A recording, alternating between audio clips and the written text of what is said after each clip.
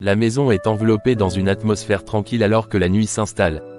Marc, Joséphine et Victoire sont réunis dans le salon pour commencer leur prière de 7 jours. Dans sa chambre, Pauline est en proie à des pensées tumultueuses, ressassant sa frustration et son ressentiment. Seigneur, nous venons à toi avec des cœurs pleins d'espoir et de foi. Nous te demandons ta bénédiction pour que Joséphine et moi puissions avoir un enfant. Nous croyons en ta puissance et en tes miracles. Amen. Oui, Seigneur, nous nous confions en toi. Nous savons que rien n'est impossible pour toi. Que ta volonté soit faite dans nos vies. Amen. Merci, Seigneur, pour ce moment de prière et pour l'espoir que nous ressentons. Nous avons foi en toi. Amen. Ils terminent leur prière, ressentant une profonde paix et une connexion spirituelle.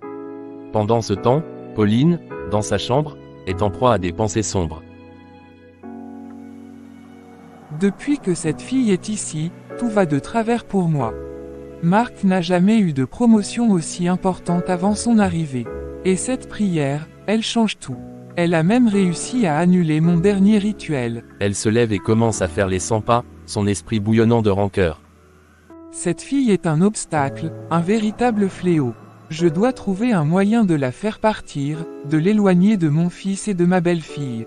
Elle se rappelle le document que Marc a reçu, signe de sa récente promotion. Ce document, Marc y tient tellement. Si seulement je pouvais l'obtenir et le détruire dans la chambre de Victoire. Il la soupçonnerait immédiatement. Elle s'arrête, un sourire rusé se dessinant sur son visage. Oui, c'est ça. Je vais déchirer ce contrat dans la chambre de Victoire. Il n'aura d'autre choix que de la renvoyer.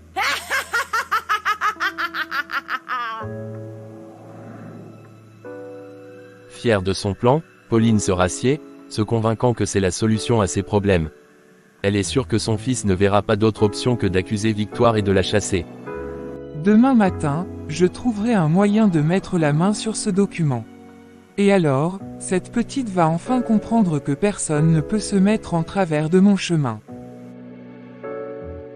Elle se couche avec une satisfaction malveillante, persuadée que son plan est infaillible et que l'avenir de Victoire dans cette maison est scellé. Le lendemain matin, Marc, Joséphine et Victoire se réveillent tôt pour commencer leur journée.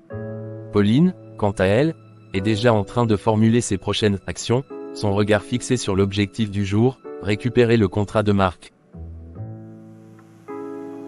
Aujourd'hui, tout doit se dérouler comme prévu.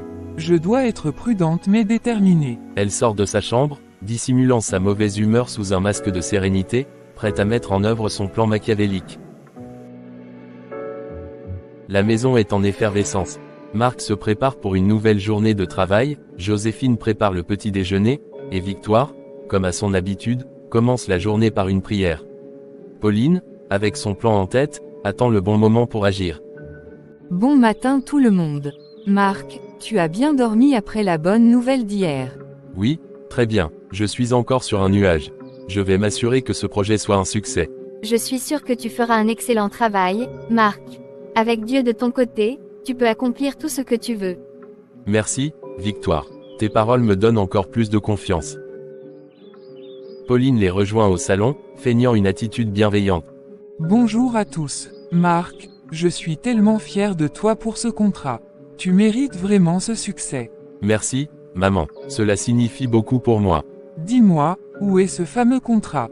J'aimerais bien le revoir. Oh, il est dans mon bureau à la maison. J'ai veillé à le garder en sécurité. Pauline prend note mentalement, sachant que sa première tâche est de récupérer ce document précieux. Plus tard dans la matinée, après le départ de Marc, Victoire et Joséphine sont dans le salon, discutant tranquillement. Pauline, sous prétexte de vouloir voir le contrat de Marc, se dirige discrètement vers son bureau. Où est-il? Ah, le voilà. Elle trouve le dossier de Marc et le prend, le serrant contre elle avec détermination. Puis, elle retourne discrètement dans sa chambre avec l'intention de déchirer le document plus tard dans celle de Victoire. Joséphine, je pense que c'est le bon moment pour commencer notre prière du matin. Oui, tu as raison. Elles s'agenouillent et commencent leur prière, invoquant la protection divine et demandant la bénédiction pour Marc et la maison.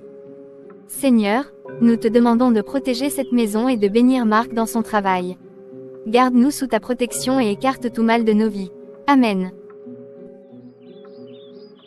Joséphine, J'ai quelques versets que j'aimerais partager avec toi. Ils parlent de l'espoir et de la foi en Dieu, même dans les moments les plus difficiles. Oui, Victoire, je suis prête à écouter. J'ai vraiment besoin de ces mots d'encouragement. Très bien, le premier verset est de Jérémie 29/11, « Car je connais les projets que j'ai formés sur vous, dit l'Éternel, projets de paix et non de malheur, afin de vous donner un avenir et de l'espérance. » Amen. Cela me donne vraiment de l'espoir. Marc 10h27, Jésus les regarda, et dit, « Cela est impossible aux hommes, mais non à Dieu, car tout est possible à Dieu. » Oui, rien n'est impossible à Dieu. Nous devons garder la foi. Exactement, et souviens-toi de l'histoire de Sarah, dans Genèse 21/1-2, l'Éternel se souvint de Sarah, comme il l'avait dit, et l'Éternel fit à Sarah comme il l'avait promis. Sarah devint enceinte et enfanta un fils à Abraham dans sa vieillesse, au temps fixé dont Dieu lui avait parlé. Même quand tout semblait impossible, Dieu a accompli sa promesse pour Sarah. Cela me donne tellement de courage pour continuer à croire. Oui, et ce même Dieu veille sur nous aujourd'hui. Nous devons continuer à prier et à croire en ses promesses. Pendant ce temps, dans la chambre de Pauline. Enfin, j'ai le document. Cette fille va comprendre qui commande ici.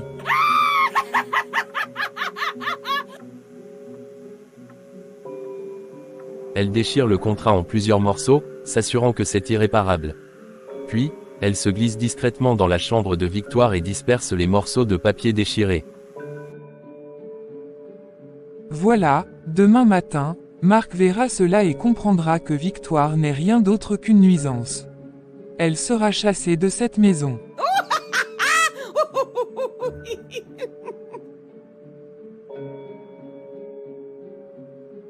Pauline retourne dans sa chambre avec une satisfaction apparente, convaincue que son plan va fonctionner. Victoire, je suis tellement reconnaissante pour ces versets. Ils apportent une telle lumière dans ma vie. Je suis heureuse de pouvoir t'aider, Joséphine. Continuons à prier ensemble. Demain, nous commencerons notre deuxième journée de prière avec encore plus de foi. Oui, je me sens déjà plus forte et plus sereine. Merci, Victoire. Après leur prière, Joséphine et Victoire décident d'aller faire des courses ensemble. Elles sont de bonne humeur, parlant de leur foi et de leurs projets pour la semaine. Pendant ce temps, Marc rentre plus tôt que prévu, impatient de partager ses progrès au travail avec sa famille. Joséphine, Victoire, maman. Il parcourt la maison, cherchant Joséphine et Victoire. Ne les trouvant ni dans la cuisine, ni dans le salon, il décide d'aller dans la chambre de Victoire pour vérifier. Victoire, il s'arrête net en voyant des morceaux de papier éparpillés sur le sol. Il se baisse pour ramasser un morceau et réalise immédiatement qu'il s'agit du contrat important de son travail, maintenant en lambeaux. Non, ce n'est pas possible. C'est mon contrat. Comment cela a-t-il pu arriver? Il examine les morceaux déchirés, sentant une vague de colère monter en lui. Il regarde autour de lui, se demandant pourquoi Victoire aurait fait cela.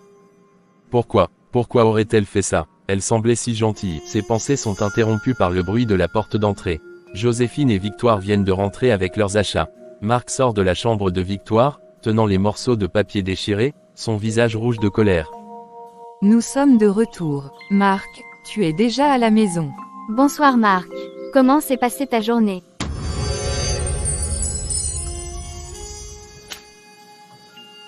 Victoire, pourquoi as-tu fait ça? Pourquoi as-tu déchiré mon contrat? D'une voix forte, Joséphine et Victoire sont surprises par la colère de Marc et le regardent, ne comprenant pas ce qui se passe. Marc, je ne sais pas de quoi tu parles. Je n'ai rien déchiré. Quoi? Quel contrat? De quoi parles-tu, Marc? Marc montrant les papiers. Ces morceaux de papier dans ta chambre, Victoire.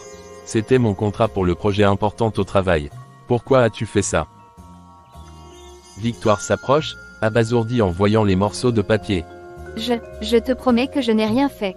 Je ne sais pas comment ces papiers sont arrivés là. Pauline entre dans le salon, feignant la surprise et l'inquiétude. Que se passe-t-il ici? Pourquoi ces cris? Maman, regarde ce que Victoire a fait. Elle a déchiré mon contrat. Oh mon Dieu, pourquoi ferait-elle une chose pareille? Victoire, as-tu vraiment fait ça? Non, Madame Pauline, je ne sais rien de cela. Je vous assure, je n'ai rien déchiré. Marc, il doit y avoir une explication. Victoire n'aurait jamais fait une chose pareille. Elle nous aide tellement. Je veux croire ça, Joséphine, mais comment expliquer ces papiers dans sa chambre? Marc, je comprends ta colère. Mais crois-moi, je n'ai rien fait de mal. Il doit y avoir une autre explication. Pauline, bien qu'intérieurement satisfaite, essaie de maintenir son rôle de médiatrice. Peut-être que nous devrions tous nous calmer et essayer de comprendre ce qui s'est vraiment passé. D'accord, mais je veux la vérité. Demain, je vais devoir expliquer cela à mon patron. Ne t'inquiète pas, Marc. Nous allons découvrir ce qui s'est passé.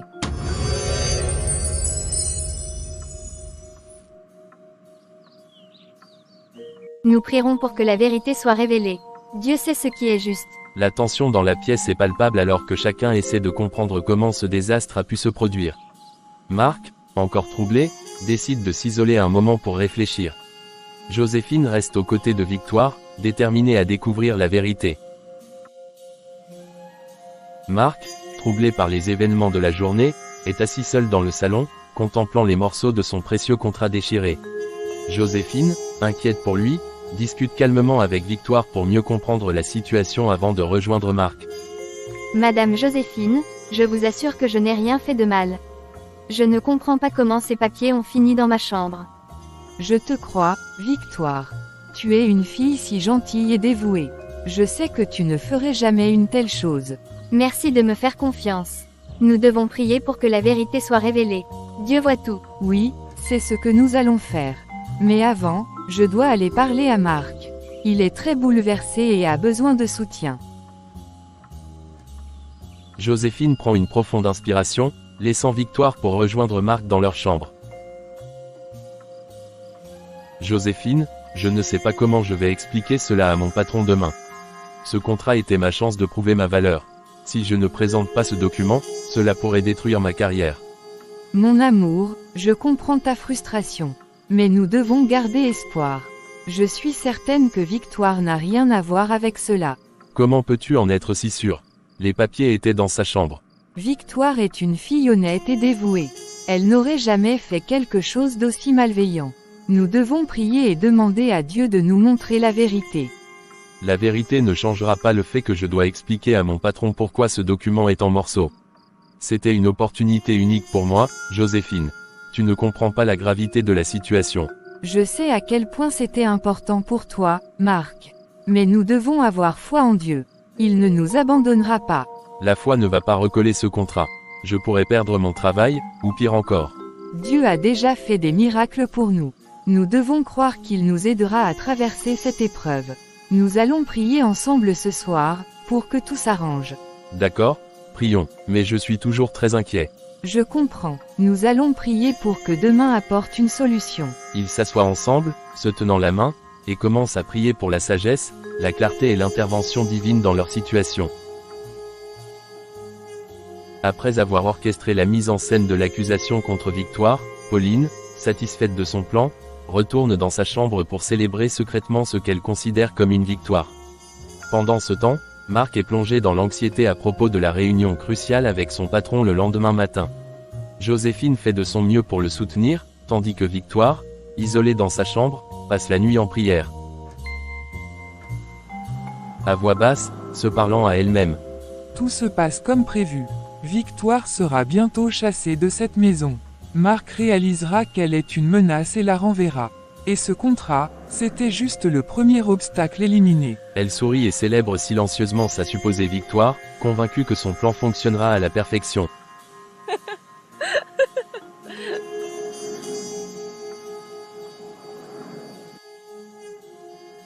Dans la chambre de Marc et Joséphine. Je ne peux pas dormir, Joséphine. Chaque fois que je ferme les yeux, je revois ces papiers déchirés. Comment vais-je expliquer cela à mon patron demain? Mon amour, essaie de ne pas trop t'inquiéter. Nous avons prié, et je suis certaine que Dieu trouvera une solution pour nous. C'était ma grande chance, Joséphine. Et maintenant, tout semble perdu. Rien n'est perdu. Nous devons garder espoir. La vérité finit toujours par triompher.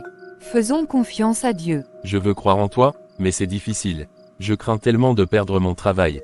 Dieu ne nous abandonnera pas. Essaye de te reposer un peu, et nous verrons ce que demain nous réserve. Joséphine continue de lui murmurer des paroles réconfortantes, essayant de l'apaiser pour qu'il puisse dormir un peu avant la rencontre cruciale du lendemain. dans la chambre de Victoire. Seigneur, je ne comprends pas pourquoi cela m'arrive. Mais je sais que tu as un plan pour chacun de nous. Protège cette famille, Seigneur. Éclaire la vérité et libère-nous de cette épreuve. Elle continue à prier toute la nuit, implorant la protection divine et la résolution de cette situation troublante. Elle prie pour Marc, pour que son patron soit compréhensif, et pour que la paix et l'harmonie reviennent dans la maison. Marc, épuisé mais résolu, se prépare pour sa journée de travail. Joséphine, toujours à ses côtés, essaie de lui donner du courage. Pauline observe silencieusement depuis un coin, cachant son propre plan sous une façade innocente. Je dois y aller. Prie pour moi, Joséphine. J'ai vraiment besoin que tout se passe bien aujourd'hui. Je prierai pour toi, mon amour. Sois fort et aie confiance. Tout ira bien. Pauline faisant semblant d'être concernée. Bon courage, Marc. Je suis sûr que tout va bien se passer. Marc hoche la tête, esquisse un faible sourire et sort de la maison, tandis que Joséphine et Victoire se tiennent main dans la main, prêtes à prier pour lui et pour la résolution de cette situation compliquée. À l'entreprise, Marc se dirige vers le bureau de son patron avec une boule d'angoisse dans le ventre. Entre-temps, à la maison, Joséphine et Victoire se rassemblent pour prier, demandant la clarté divine. Rue sombre, éclairée par quelques lampadaires. Marc marche seul, la tête baissée, son visage marqué par l'angoisse. Il s'arrête près d'un banc, s'assoit et met ses mains sur son visage, visiblement bouleversé. Alors qu'il essaie de reprendre son souffle, un pasteur vêtu s'approche de lui.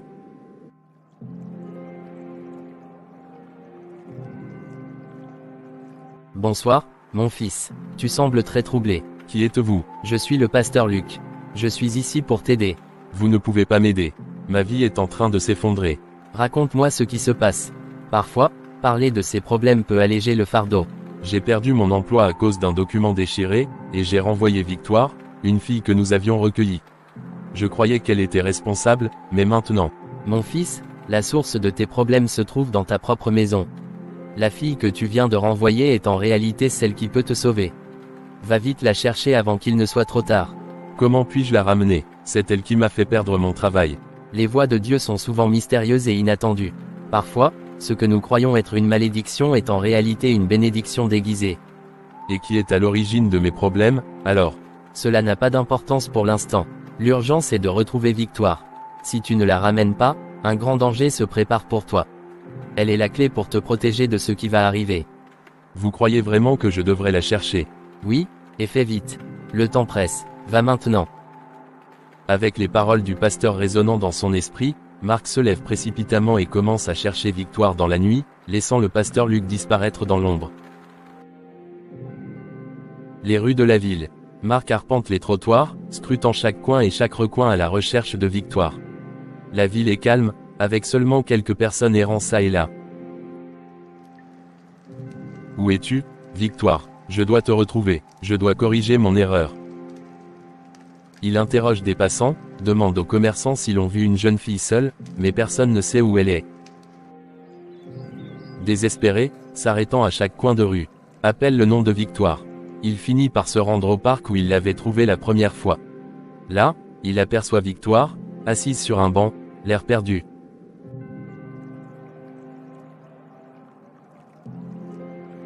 Victoire. Marc, que fais-tu ici? Je suis venu te chercher.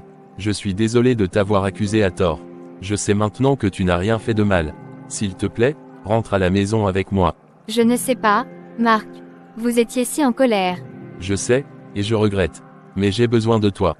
Nous avons besoin de toi. Après un moment de réflexion, Victoire accepte de suivre Marc. D'accord, je vais rentrer avec toi. Merci, Victoire. Je te promets que tout ira mieux maintenant.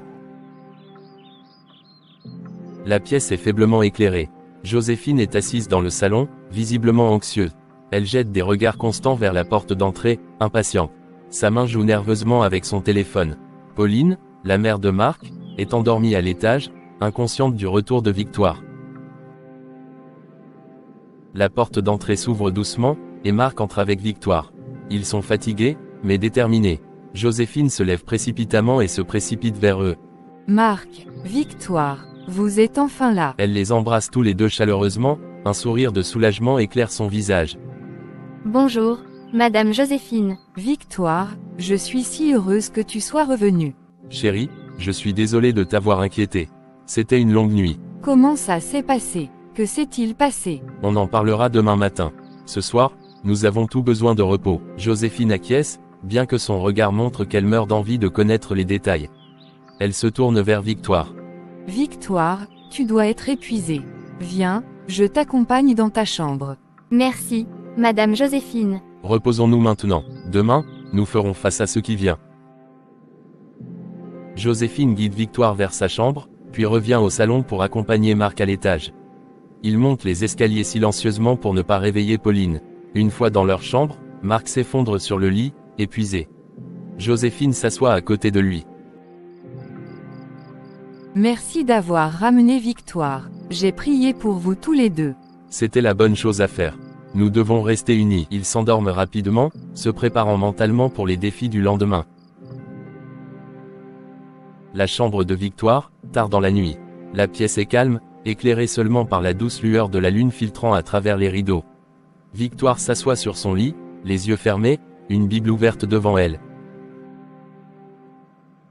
Seigneur, Dieu Tout-Puissant, merci de m'avoir protégé encore une fois. Merci de m'avoir guidé jusqu'à cette famille et de m'avoir ramené en sécurité. Elle tourne les pages de la Bible, cherchant un passage réconfortant. Elle s'arrête sur Matthieu 28/20. Et voici, je suis avec vous tous les jours, jusqu'à la fin du monde. Seigneur, tu es toujours présent, même dans les moments les plus sombres. Elle continue de lire et de méditer sur les paroles de Jésus, trouvant du réconfort dans sa foi. Je sais que tu n'abandonnes jamais ceux qui te cherchent.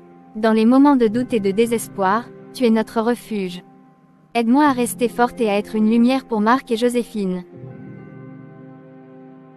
Elle se souvient des paroles de Jésus dans Jean 14h27 et les lit avec une voix pleine de foi. Je vous laisse la paix, je vous donne ma paix. Je ne vous donne pas comme le monde donne. Que votre cœur ne se trouble pas, et ne se laisse pas effrayer. Merci, Seigneur, pour ta paix qui dépasse toute compréhension. Elle ferme les yeux, se sentant enveloppée par la présence divine. Je te confie cette maison, Seigneur. Protège Marc et Joséphine, guide-les et donne-leur la force de surmonter cette épreuve. Que ta lumière brille à travers nous et nous conduise vers la vérité. Amen. Victoire ferme doucement sa Bible et s'allonge, sentant une paix profonde la remplir. Elle sait que, malgré les épreuves, elle est sous la protection divine. Au petit matin, la maison est encore tranquille. Victoire est déjà debout et s'affaire à nettoyer le salon, balayant le sol et arrangeant les meubles. Pauline, la mère de Marc, descend silencieusement les escaliers, son visage montrant une satisfaction malveillante. Pauline atteint le bas de l'escalier et aperçoit Victoire dans le salon. Victoire lève les yeux et la voit. Soudain, un mélange de surprise et de détermination envahit le visage de Pauline.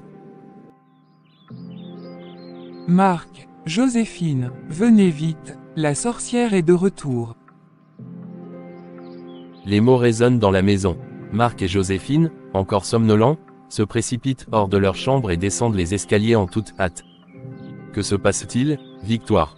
Pourquoi cries-tu? Qu'est-ce qui ne va pas? C'est elle qui est derrière tous vos malheurs. C'est elle, Marc, c'est cette fille qui cause tous nos problèmes. Depuis qu'elle est ici, tout va de mal en pis. Maman, de quoi parles-tu? Victoire n'a rien fait de mal. Comment peux-tu défendre cette vaurienne? N'as-tu pas vu ce qu'elle a fait? Elle a déchiré ton précieux dossier. Je n'ai rien fait de tel. Dieu est témoin de mon innocence. Victoire, es-tu sûre de ce que tu dis? Ce dossier est très important. Marc, je crois en Victoire. Elle n'a aucune raison de faire cela. Vous êtes tous aveugles. Cette fille est un fléau pour cette maison. Elle nous porte malheur. Je sais que vous me détestez parce que je suis une lumière qui expose vos ténèbres. Mais la vérité finira par triompher. S'il vous plaît, arrêtons ces accusations sans fondement. Nous devons trouver une solution, pas nous battre entre nous. La solution est simple, Marc. Chasse cette fille de notre maison avant qu'elle ne nous détruise tous.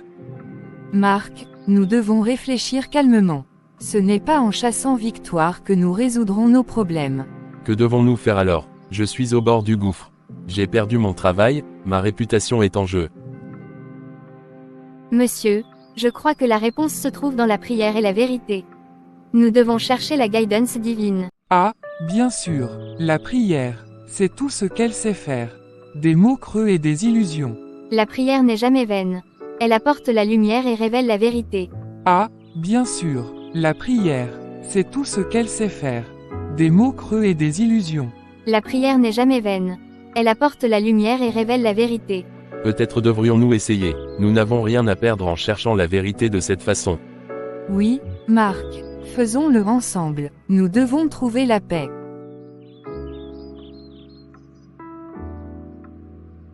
Pauline, frustrée et enragée, tourne les talons et retourne précipitamment dans sa chambre, laissant Marc, Joséphine et Victoire déterminés à chercher la vérité. Marc, Joséphine et Victoire restent ensemble après le départ furieux de Pauline. Victoire propose de prier ensemble pour apporter la paix et la clarté dans leur maison. Tu as raison, Victoire. Nous devons prier, nous avons besoin de lumière et de guidance en ce moment.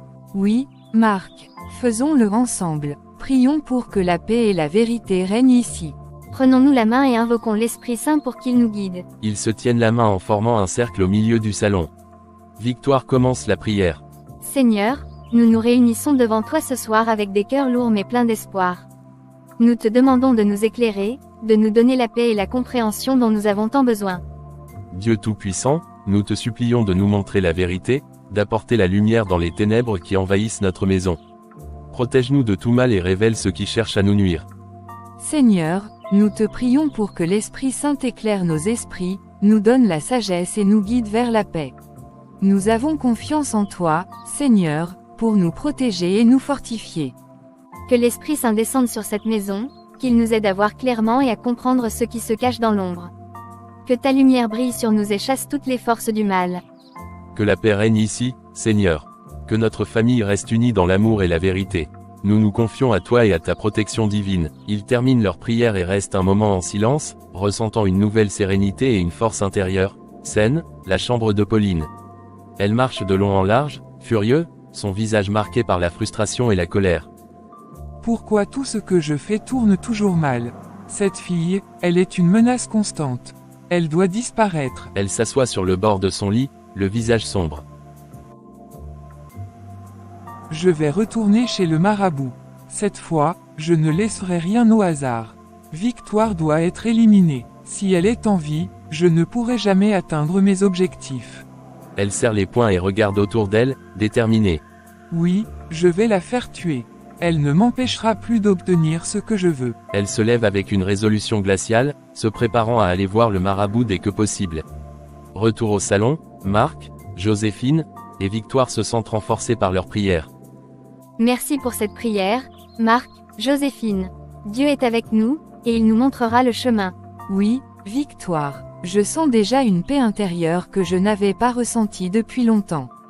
Ensemble, nous surmonterons tout cela. Nous devons rester unis et forts. Continuons de prier et de croire. L'Esprit Saint nous guidera vers la vérité et nous protégera des forces du mal. Le lendemain matin, le soleil se lève sur la maison. Marc, Joséphine et Victoire se réveillent avec une nouvelle détermination après leur prière de la nuit précédente. Pauline, elle, se prépare discrètement à partir pour le village, ses pensées fixées sur ses sombres intentions. Joséphine prépare le petit déjeuner tandis que Marc et Victoire discutent au salon. Je suis désolé, Victoire, pour ce qui s'est passé hier. J'étais tellement en colère et je t'ai accusé à tort. Ne t'inquiète pas, Marc. Je comprends. La pression était énorme, mais je sais que tout cela finira par se régler. Dieu est de mon côté. Nous avons prié pour la vérité, et je crois qu'elle se manifestera bientôt. Souriant, apportant des tasses de café. Ensemble, nous pouvons surmonter cela. Ils prennent leur petit déjeuner dans une atmosphère plus sereine, déterminés à affronter les défis à venir. La chambre de Pauline, elle se prépare en silence, rassemblant ses affaires pour partir au village voir le marabout. Elle murmure pour elle-même. Cette fois, rien ne m'arrêtera. Victoire ne se mettra plus jamais en travers de mon chemin. Elle prend son sac et descend silencieusement les escaliers, prête à quitter la maison. Pauline arrive en bas, mais elle est interceptée par Marc, Joséphine et Victoire qui l'attendent. Maman, où vas-tu de si bon matin? Je vais juste faire une course au village, Marc. Rien de bien important. Pourquoi partir maintenant? Tu sais que la situation est déjà assez tendue ici. Ce n'est qu'un petit voyage. Je serai de retour avant ce soir. Maman, s'il te plaît, essaie de ne pas rentrer tard. Les choses ne sont pas très sûres en ce moment, et nous avons besoin de toi ici.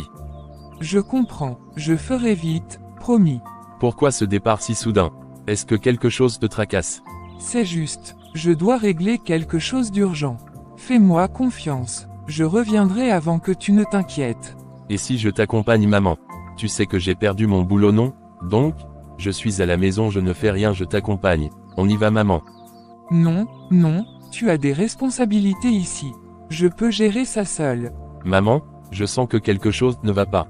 Pourquoi ne pas me dire ce qui se passe réellement? Pourquoi es-tu toujours sur mon dos, Marc? Je t'ai dit que je pouvais m'en occuper seul. Je suis désolé, je suis juste inquiet. Tout ce qui se passe ces derniers temps est étrange, et je veux être sûr que tu vas bien. Ne te préoccupe pas de moi. Concentre-toi sur ta famille ici. Je reviendrai bientôt. Marc soupire profondément en la regardant partir. Joséphine et Victoire, qui ont entendu la conversation depuis le couloir, entrent dans le salon. Que se passe-t-il? Pourquoi est-elle partie si brusquement? Elle dit qu'elle doit aller au village pour une affaire urgente, mais elle refuse de me dire quoi exactement. Quelque chose la trouble profondément.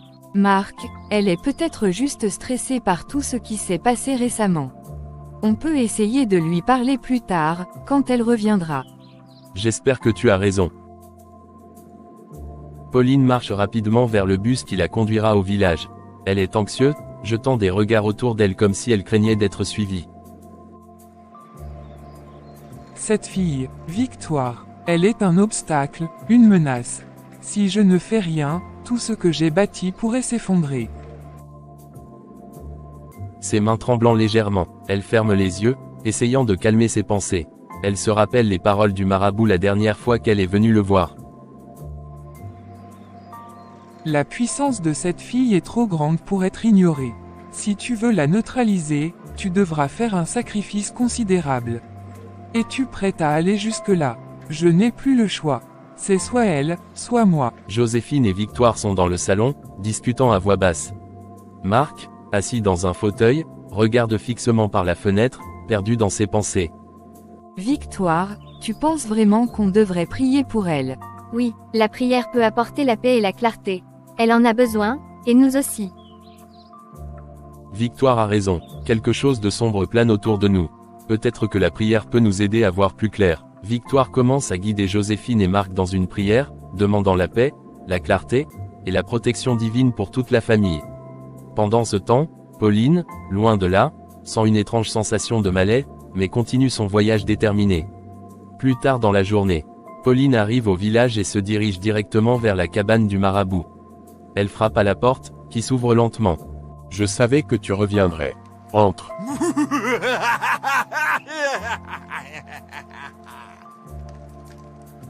J'ai besoin de ton aide. Cette fille, Victoire, est plus forte que je ne le pensais. Elle continue de nous empêcher d'atteindre nos objectifs. Tu es prête à faire ce qu'il faut. Le chemin que tu choisis est sombre et dangereux. Oui, je suis prête. Je ferai tout ce qu'il faut pour protéger ce qui m'appartient. Le marabout hoche la tête, puis se tourne vers son autel, préparant les objets nécessaires pour le rituel. Pauline, bien que tremblante, est résolue à suivre ce chemin jusqu'au bout. Après avoir prié ensemble pour la paix et la protection de la maison, Marc, Joséphine et Victoire se séparent pour la nuit. Victoire, déterminée à maintenir la sérénité dans la maison, se retire dans sa chambre pour une prière personnelle. Seigneur, je te remercie pour ta guidance et ta protection. Que ta lumière éclaire chaque recoin de cette maison et chasse les ténèbres. Apporte la paix et la compréhension à tous ceux qui vivent ici.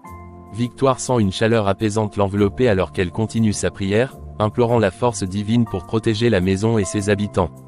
Dans une cabane sombre et enfumée au village, Pauline est assise devant le marabout, qui prépare ses outils mystiques. La tension est palpable alors qu'ils discutent du sort de Victoire. Que veux-tu que je fasse cette fois? Je veux qu'elle meure. Cette fille est un obstacle. Elle doit disparaître, et je veux que cela arrive maintenant.